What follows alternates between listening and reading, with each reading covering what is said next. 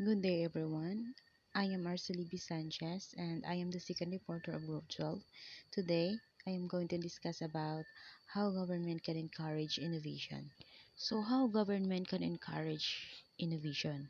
Okay, so from the word encourage, for example, guys, um, katong nahitabo sa atong mga SIM card, diba, nga nakakonect sa atong GCash. And then, 'di ba sa GCash daghanay mahak na kwarta, daghanay mawala because of lack of securities. So that's why the government nagmugna sila nga kuan i-improve nila ang atoang numbers, 'di ba? Ilagi usab na ang patakaran sa atong SIM card dapat mag-register ta so that dili siya automatic nga mahak or anang na mag-send ng mga scam, mga spam messages, 'di ba? So dira ra ma-insert ang innovation nga naay nabuhat ang mga kibali nga nanay nabuhat ang mga researchers unsaon pag-solve sa kadto nga problema. A number of different government policies increase the incentives to innovate, including guaranteeing intellectual property rights, government assistance with the cost of research and development, and cooperative research ventures between universities and companies. Intellectual property rights, when with the increased technology, is to guarantee the innovator an exclusive right to that new product or process. So, meaning to say, binibigyan na ang innovator ng karapatan sa kanyang mga ginagawang produkto. Okay. So, intellectual property rights includes patents and copyright laws. So, when we say patents, which give the inventor the exclusive legal right to make use or sell the invention for a limited time. Ibali ang patent mo ni siya naghatag sa inventor o kanang karapatan nga maghimo, gamiton, or ibaligya ang iyahang mga naimbento for a limited time only. In other words, kay bali ang kanang iyahang giimbento, for example, cellphone, na nara sa iyaha kung ibaligya niya or dili ang iyang naimbento nga cellphone. And then, ang katong when we talks about the limited time only, kibali ang protection lang sa patent is, kibali generally, 20 years lang na kanang na siya karapatan sa iyang invention. So, after 21 years, so pwede na magbuot ang kadtong ang government nga i-exploit ang iyahang kuan invento. Next, copyright laws, which give the author an exclusive legal right over works of literature, music, films, or video, and pictures. So, when we talk about copyright laws, mao po ni siya naghatag karapatan sa author na dili masudog ang iyang gi-create na, for example, literature, music, films or videos, and pictures. For example, di ba ka nang usahay pag mag-my data sa Facebook? Unya, for example, magkuan tag picture nato tapos na magkuha tag background music. And then, di ba ang uban ma-mute tungod kay na copyright, di ba? Wala tay permission sa author nga gamiton nato. And di lang dira sa Facebook ha, also sa TikTok, sab di ba latest magin TikTok.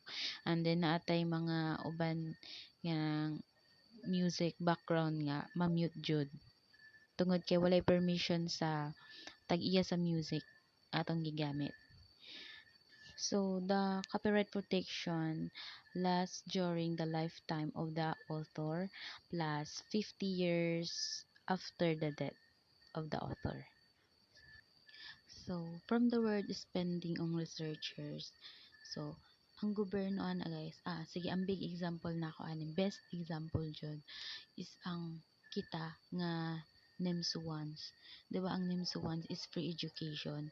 So, kinsa nagasto sa tua, government. So, for example, kitang tanan ang atong eskwelahan, um, kumsay. So, diba, ang kibalik kita mga student researchers kay balita na para para puhon para puhon-puhon ug makahuman tag eskwela magamit ta sa gobyerno, no? Kay bali puhon na atay ma-contribute sa government. Mao na siya ang giingon nga development. Tapos, and the good thing is ang kanang ginagasto sa tuwa pod sa gobyerno is gikan na siya sa mga taxpayers, which is katong mga nagbayad og mga buwis.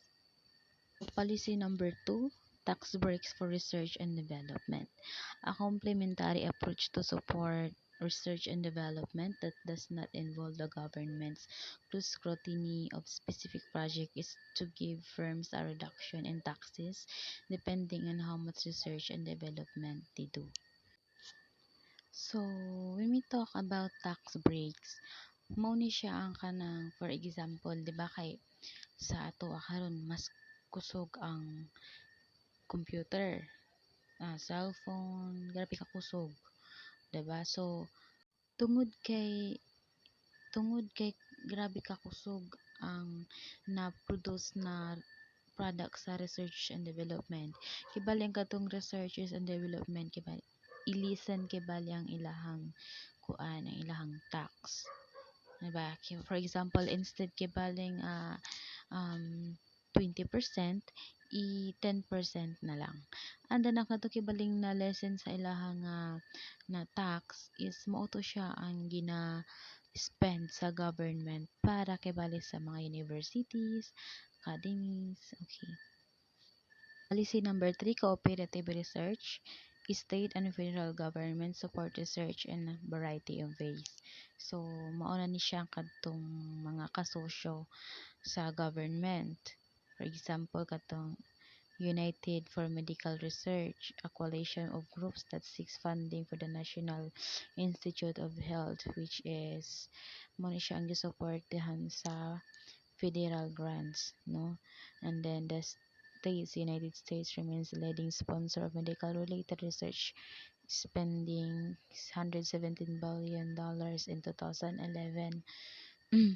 So, and then other institutions such as the National Academy of Sciences and the National Academy of Engineers receive federal grants for innovative projects. So, mo sila ang nagtinabangay para sa mga mo silang nag-fund o nag-research. Kaya bali mga nag-fund mo katong United States federal grants, no? And industry. And then, katong mga researchers po na mga estudyante, so nagtinabangay. And then, so mato siya cooperation between government-funded universities, academies, and the private sector can spur products innovation and create whole new industries. That's all. Thank you guys for listening.